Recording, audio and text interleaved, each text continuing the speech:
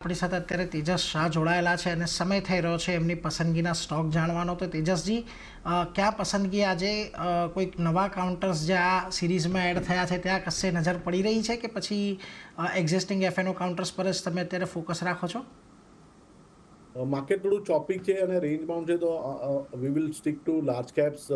Larsen and ટુબ્રોનું chart structure ઘણું સારું છે.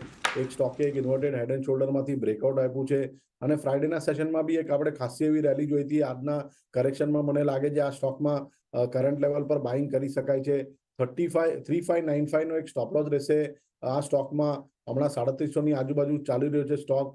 સો 3595 ના સ્ટોપ લોસ થી બાય કરવું પડશે અને સ્ટોકમાં જે ઉપરમાં ફર્સ્ટ ટાર્ગેટ રહેશે દેટ વિલ બી 3810 અને અગર ઈ સરપાસ કરશે તો second target will be close to 3900.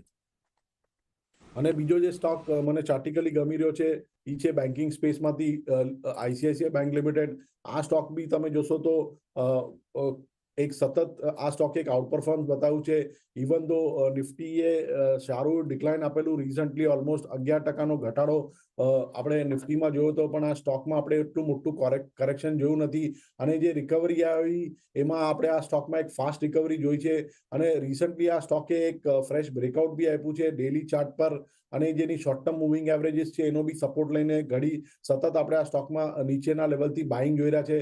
તો આ સ્ટોકમાં બી હું ખરીદારીની રાય આપું છું. આઈસીઆઈસીઆઈ બેંકમાં આ સ્ટોકમાં સ્ટોપ લોસ રાખવાનો રહેશે 1250 નો અને આમાં પહેલો લક્ષ્ય રહેશે 1360 નો અને બીજો લક્ષ્ય રહેશે 1405 નો.